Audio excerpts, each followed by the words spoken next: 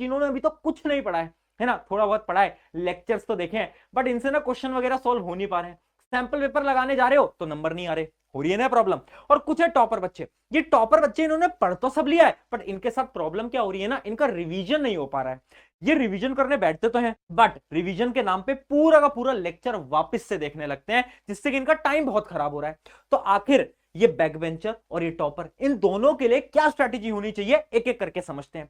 अब एक एक स्टेप्स मैं आपको बताने वाला हूं। साइंस को करने के लिए, खत्म करने के लिए, वो भी 3 दिन के अंदर, जो आपका पहला स्टेप होगा ना, वो स्टेप होगा आपको हर एक चैप्टर के इंपॉर्टेंट टॉपिक्स पता होने चाहिए। जैसे कि यहां पर लिखा भी है, मोस्ट इंपॉर्टेंट टॉपिक्स हर एक चैप्टर के। देखो यार, बोर्ड एग्जाम के अंदर ना एक सिंपल सी चीज है, हर चैप्टर के 4-5 इंपॉर्टेंट टॉपिक होते हैं, तो 80% क्वेश्चन तो वहीं से आने हैं। ये हर बार है, हर साल होता है, ये हर साल मैं बच्चों को बताता हूं, यहीं से पेपर आता है। ठीक है, अब ध्यान से समझना बेटा, अगर तुम बैक बेंचर हो ना, तुमने अभी तक कुछ नहीं पढ़ा है, तुम्हें क्या करना है, इन टॉपिक्स को तो पढ़ के ही जाना है, इन टॉपिक्स को छोड़ के बिल्कुल नहीं जाना है।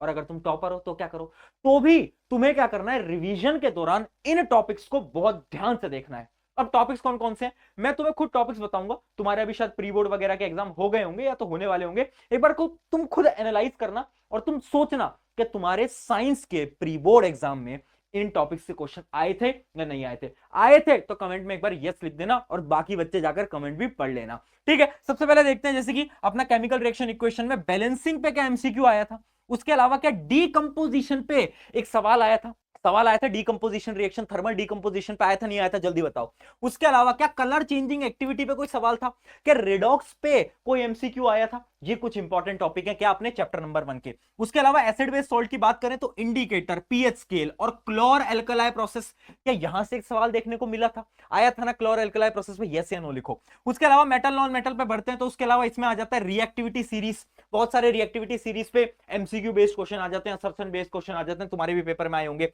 उसके अलावा एक्सेप्शनल केस जैसे कि HNO3 और मेटलर्जी के जो क्वेश्चंस होते हैं, कैल्सिनेशन और रोस्टिंग, क्या इनका डिफरेंस पूछा गया था, क्या इलेक्ट्रोलाइटिक रिफाइनिंग के बारे में पूछा गया था, है ना। और अगर कुछ कुछ क्वेश्चन नहीं आया तो बोर्ड में आ सकते हैं, ये इंपॉर्टेंट टॉपिक्स हैं सारे के सारे। उसके अलावा अगर हम बात करते हैं कार्बन कंपाउंड, तो इसके भी सारे इंपॉर्टेंट टॉपिक लिखे हुए हैं। ये पूरी की पूरी जो पीडीएफ है ये आपको डिस्क्रिप्शन में मिल जाएगी, बट मैं बोलूंगा फिर भी साथ साथ में देखते चलो।